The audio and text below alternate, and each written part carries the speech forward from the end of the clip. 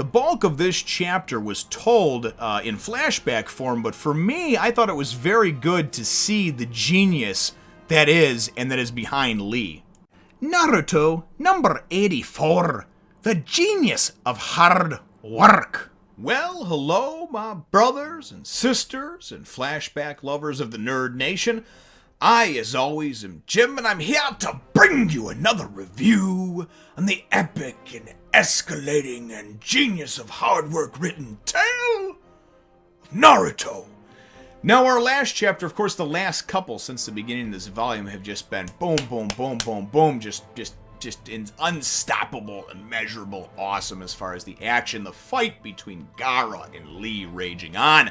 And at the end of the last chapter, Lee wound up using his forward lotus technique, and it looked like he had all but pile-driven and impaled and just completely destroyed Gaara, only to find out that this technique that he used, which takes so much of his life force, so much of his energy, so much of his chakra, really was all for naught, because Gaara was able to slip away, and really he only pile-drove a shell of Gaara into the ground, and Gaara slithers up and appears, sand-like and creepy, behind him.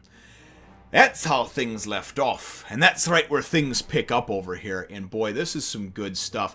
I didn't know how much I would enjoy the part that when it goes into the flashback. The majority of the chapter, as a matter of fact, is a flashback.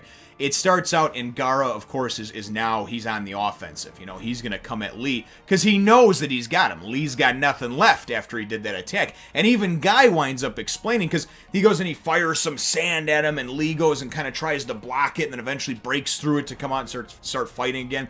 And Sakura's like, why didn't he just duck? And he's like, you don't understand, like, the forward lotus technique, like that shit, that's some forbidden shit, okay? There's a reason that it's forbidden, okay? It's on some other level shit, some otherworldly shit. You're gonna do this type of thing, it probably kills the normal person, right? A dude like Lee, it goes and it drains his chakra, it drains his power, it makes it to where basically he's just kind of going through the motions, he's kind of like punch drunk, you know what I mean? Just really cannot move, cannot stand, he's not formidable in any way, shape, or form. He's pretty much a sitting target, right?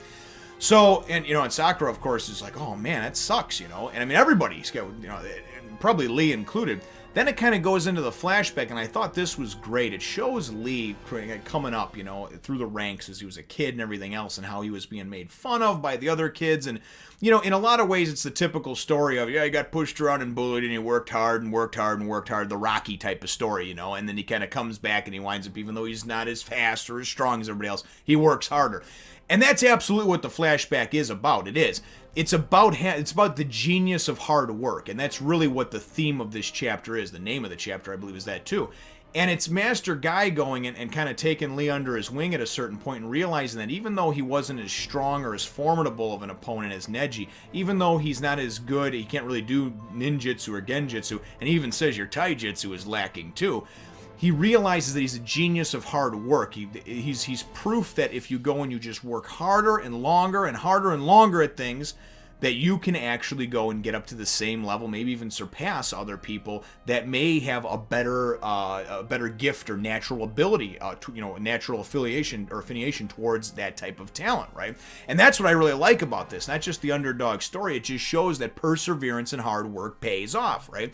And Lee, when they're talking about goals and shit coming up, right? Neji's like, oh, I don't know, and all this other stuff, you know, because it kind of they obviously they all came up together, and then now they're in the same cell together. But Lee was like, you know what? I just want to go and be a really good, memorable shinobi, and I want to prove that you can do it without having genjutsu or ninjutsu skills. Like, I can fuck shit up just as a taijutsu master, right? And I like that shit, man, you know what I mean? Because he wants to be a master of just one thing. That's the only thing that he's good at, but he's going to work 5-10 times harder. He's kicking practice dummies thousands of times. He's doing thousands of push-ups, thousands of jump rope skips.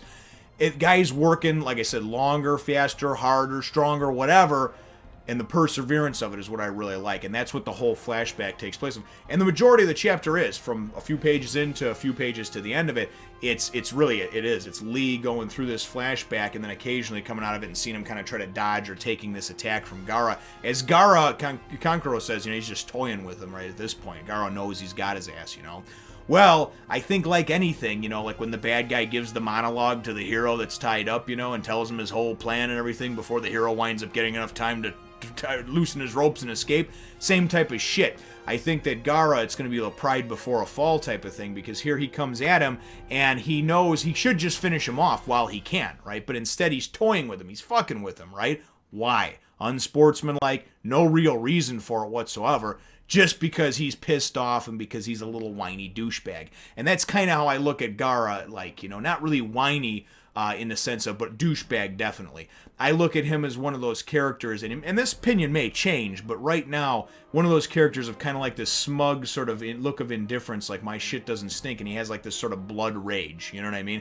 This sort of like, I'm invincible, and because of that, I'm basically just going to go and take it to the next level and be like a fucking murderer, because we already saw in the phase 2 that he is just a straight up murderer, and he's not somebody to be trifled with. But anyway, but he kind of is, just coming at him with the demon, right? Just unleashing the demon and coming at Lee. But again, not really taking him seriously, and I think that's gonna, hopefully that's gonna wind up being his downfall. Whether it's now in this battle or maybe sometime in the near future, I hope. There's nothing I like to see more than smug little punk like that get his ass whipped.